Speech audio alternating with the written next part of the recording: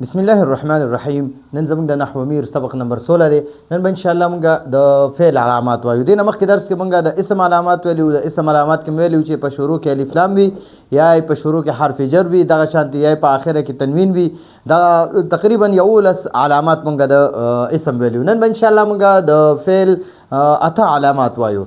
وعلامت فعل او د فعل علامات د فعل نخي انس دادی که چې قد در اولش قد د هغې په شروع کې باشد وي. اولش معنا د هغې په اول کې او در معنا د کې، باشد معنا د وي. چون قد ضربه یعنی دا قد چې دی کنه دا صرف د فعل علامت دی. د اسم په شروع کې قد نشي راتلی. قد صرف د فعل په شروع کې راځي، لکه ضربه دی د دنه مخکې قد ولګېدو، یا دغه شان سمعه دی د دنه مخکې قد لګېدلی. نو دا ضربه فعل دی ځکه دنه مخکې دا قد لګېدلی دی. سمعه فعل دی ځکه چې د دنه مخکې دا قد لګېدلی دی. نو قد همیشه د فعل نه مخکې لګي، د اسم نه مخکې نشي لګېدی. نو زمونږ اکثر ملګری داسې وایي چې یاره دا قد په فعل داخلېږي. داخلېدو مطلب دا دی چې دا قد د فعل نه مخکې لګي.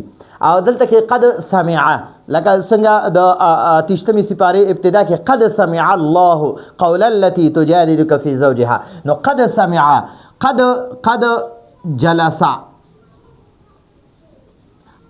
جلسا کله دا قد چې دی کنه قد دا د فعل مضارع باندې داخل شي. یعنی فعل مضارع په شروع کې ملګي قد يعلم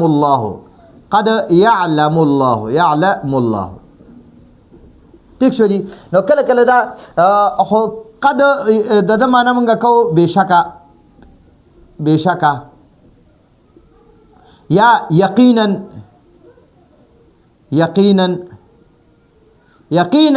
هغه وورېده، یقینا هغه وخل وکړه، بشکا هغه وخل وکړه، او یقینا هغه کې ناستو.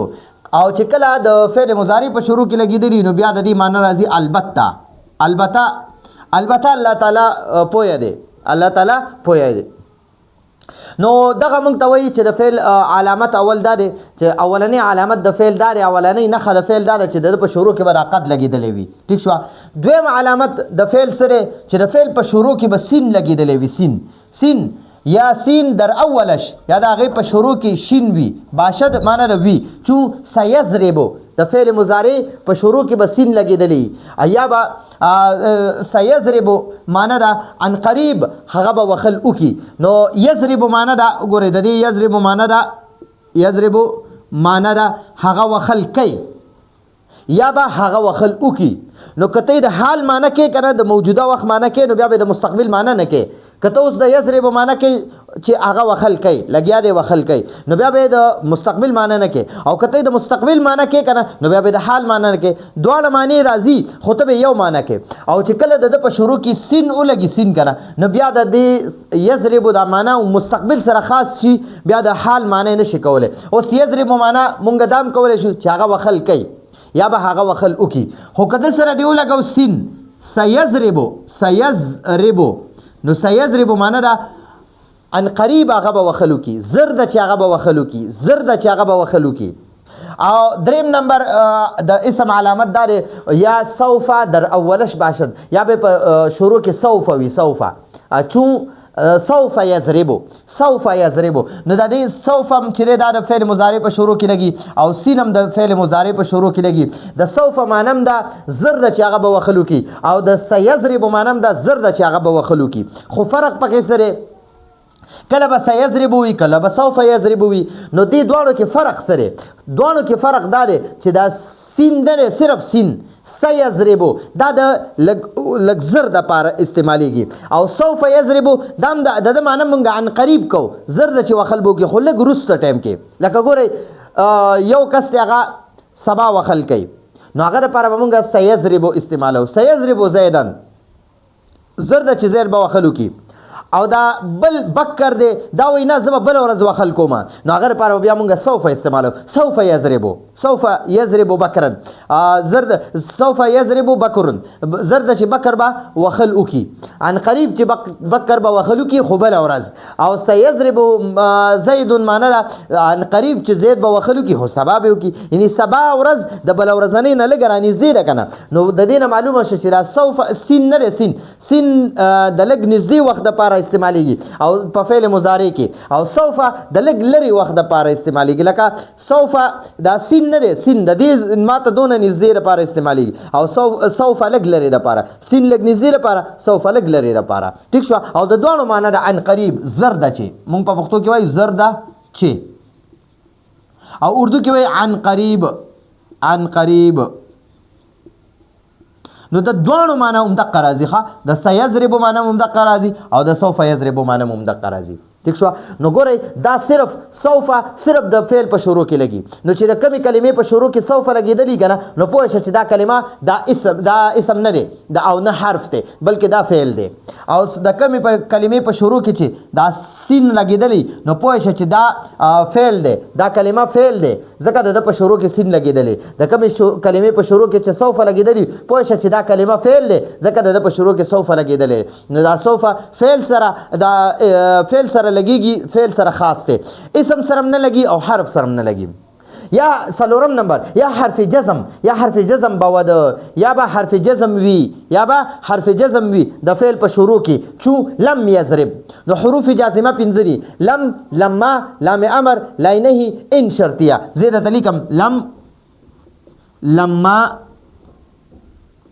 لام امر लाई नहीं او ان شرطیه ٹھیک شو لکه ګورئ لم یضرب نو ګورئ دا دیتا حرف جزم والی وای دا یو داسې حرف دی کنه دا لم هم یو داسې حرف دی لما لام امر लाई नहीं او ان شرطیه نو دا پنځه دي 1 2 3 4 5 دا د فعل مضارع په شروع کې لګي کنه د فعل مضارع په شروع کې او د فعل مضارع په کومو صيغو کې اخره کې چې پیش وي کنه لکه یضربو د یضربو نو ګورئ په دې اخیری با باندې پیش دی نو د په شروع کې چې کله لم لګي کنه لم نو دا پیش په ختم کې دا به جزم کی نو ځکه دته حرف جزم وای چې دا د فعل مضارع اخیری حرف لا جزم ورکړي اوس وګورئ دا د ینصرو هغه مدد کوي ینصرو د په شروع کې زه لما لګم لما ینصر د اخیری را باندې پیش ته دا به جزم کی لما ینصر هغه لا اوس پورې مدد نه کړي او زه د ینصرو په شروع کې لام امر لګم ینصرو د په شروع کې لام امر لګوم لام امر چې فعل مضارع صيغو سره لګي د ماضي صيغو سره د فعل مضارع غائب صيغو سره نو بیا به د لام مکسور په شکل کې راځي لینصر بیا به په کار دی چې هغه مدد وکي نو بیا به د دې اخیری حرف لجزم ورکی او یجلسو د فرض کا یجلسو د یا عمدق ینصر راواله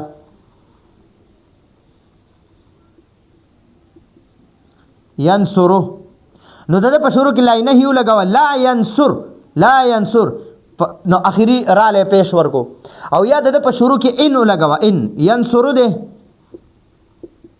ینصرو د په شروع کې چې کله ان لګي کنه ان ینصر نو اخیری را لبا جزم ورکی نو دا حروف جازمه پنځه دي او دا د فعل مضارع اخیری حرف لجزم ورکی لم یضرب لما ینصر یا لما یضرب او لیضرب یا لینصر لا یضرب یعنی لا ینصر او ای ینصر ینصر یعنی ای ینصر لا ای یضرب ٹھیک شو نو دا پنځه حروف جازمه دي لم لما لام امر لینه ان شرطیه لم لما لام امر لینه ان شرطیه دا پنځه حروف جازمه به یاد کړئ دا د فعل مضارع په شروع کې لګي او دا فعل مضارع اخیری حرف کا ضمه وي اغه لا پیش ورګي او قانون اعرابي وي نون اعرابي غورځي او که اخیری حرف حروف علتنا یو حرف راغلی وي نو حرف علت بیا غورځئ.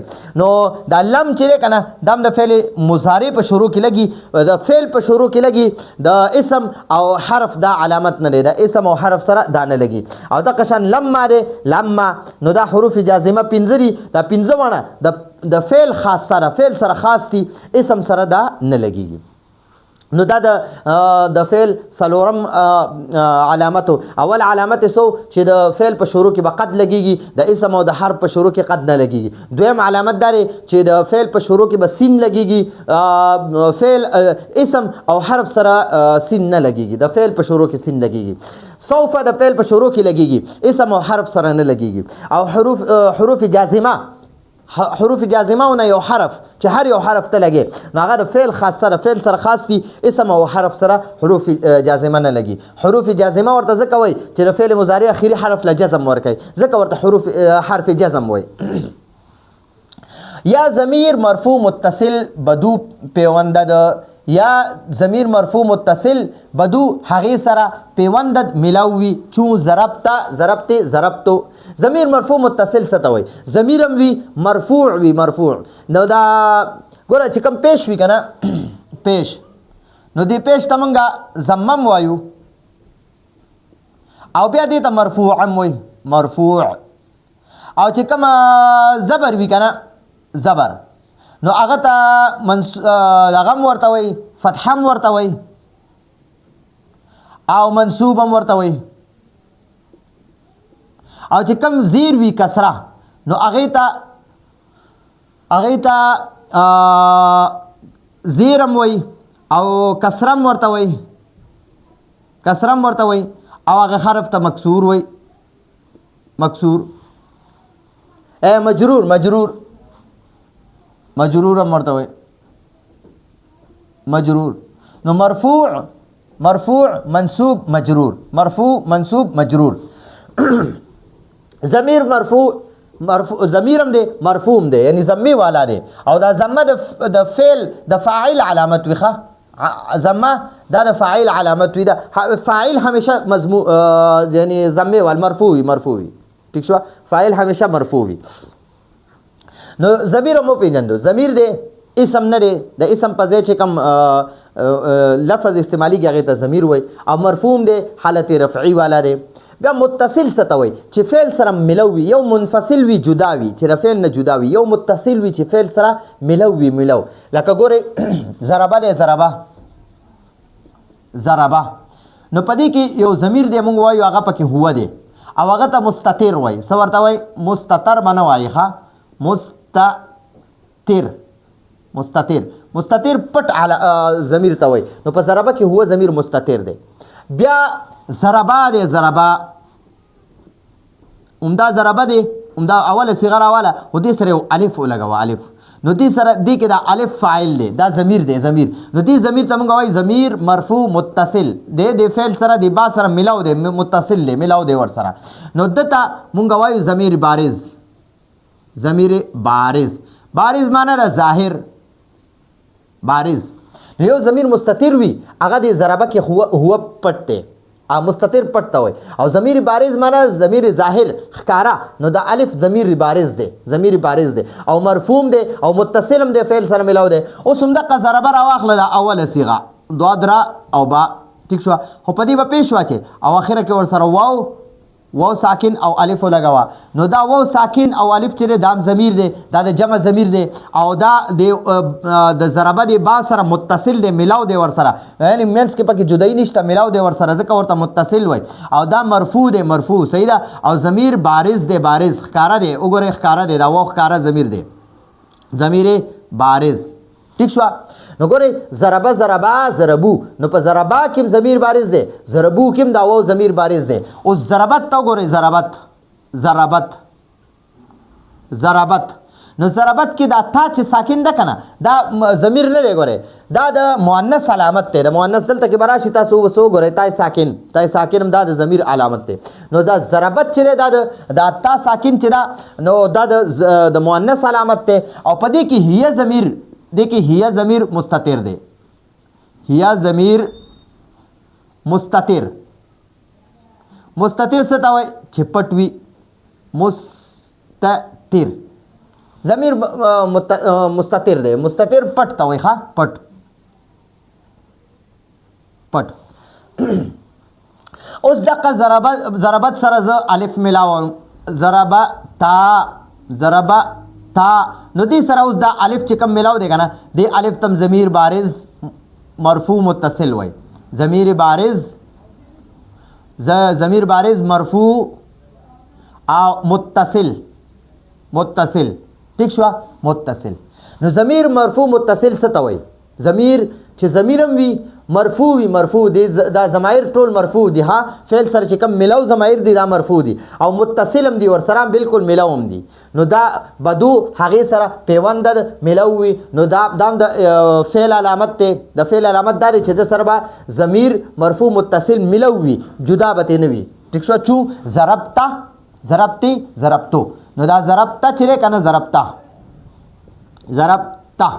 ضربته تا وخل وکړه نو دې سره دا تا ضمیر مرفوع متصل دی او بارز دی ښکاره دی دا دغه شانتې دی ضربتې د مؤنث دپاره ضربتې راځي نو ګورئ دا تی چې ده که نه دا ضمیر مرفوع متصل ده او د فعل سره ملاو ده او دا ضمیر دی او مرفوع هم دی ټیک شوه دا فاعل دی دا ضمیر پکې فاعل دی دې ټولو کې دا ضمایر فاعل دي او ضربتو معنا ما وخل وکړه ضربتو ما وخل وکړه ضربتو نو ګورئ دې کې دا تو ضمیر بارز دی مرفوع متصل ضمیر بارز دی نو ګورئ دا د فعل علامت یو دا دی چې د سره دا کم ضمیر مرفوع دی که نه دا ورسره متصل وي نو اسم او حرف سره ضمیر مرفوع متصل نشي راتلی ښه اوس شپږم علامت د فعل سره یا تای ساکن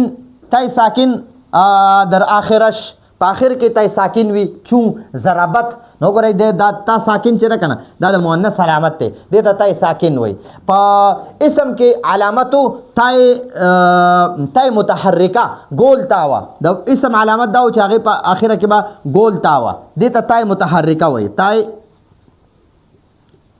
متحرکه او دې تا ته تای ساکنه وایي تای ساکنه دا تای ساکنه چې دا د فعل علامت دی دا د مؤنث په فعل کې د مؤنث علامت دی نو دا صرف تای ساکنه دا د فعل سره خاص ته اسم او حرف سره تای ساکنه نشي راتلی یا امر باشد یا به امر وي امر د امر صيغه به وي چون اضرب معنا تکینا نو اضرب کې انت ضمیر مستتر هغه پکې فاعل دی او اضرب دا د امر صيغه ده تکینا ته وخلوکا او اجلس تکینا ٹھیک شو دغه شان اقرا ته اوایا بیا دغه شان ته انصر تمدتو کا نو دغه د امر صيغه دي نو دا امر هم چې کنه دا صرف د فعل نه جوړیږي د اسم او د حرف نه جوړیږي یا نهي باشد یا اتم د اسم د فعل علامت اتم دار چې هغه به نهي وي د نهي صيغه به وي لا تضرب توخل مکوا لا تجلس تمکینا لا تقرا تمل ولا او دغه شانت لا تكتب تلکل مکوا لا تسمع تمورا لا تجلس تمکینا نو دا نهي چې دی کنه دا هم د فعل نه جوړیږي امر هم د فعل نه جوړیږي او نهي هم د فعل نه جوړیږي د اسم او د حرف نه امر او نهي نه جوړیږي او تای ساکنه هم د فعل علامت ته اسم او حرف سره نه لګي ضمیر مرفوع متصله چې سور لستی دا سور لسونه فعل سره ملوي نو اسم او حرف سره ضمیر مرفوع متصل نه لګي او یا حرف جزم بواد یا به د فعل په شروع کې حرف جزم وي نو حروف جازمه دا د فعل په شروع کې لګي اسم او حرف سره نه لګي یا سوف در اولش باشد یا به د فعل په شروع کې با سوف وي نو دا سوف هم د فعل علامت ته اسم او حرف سره نه لګي یا سین در اولش باشد یا به سین په شروع کې وي د فعل په شروع کې به سین وي نو د اسم او د حرف په شروع کې دغه نشي راتلی سین نشي راتلی یا قد در اولش باشد یا به د فعل په شروع کې قد وي دا د فعل علامت ته دا قدم د فعل علامت ته دا د فعل په شروع کې وي د اسم او د حرف په شروع کې نشي راتلی نو دا زموږ د نن ورځې درس امید ده تاسو په دې باندې پوه شوي راتلونکي درس پورې اجازه غواړو هذا هو المرام والله اعلم بحقیقة الكلام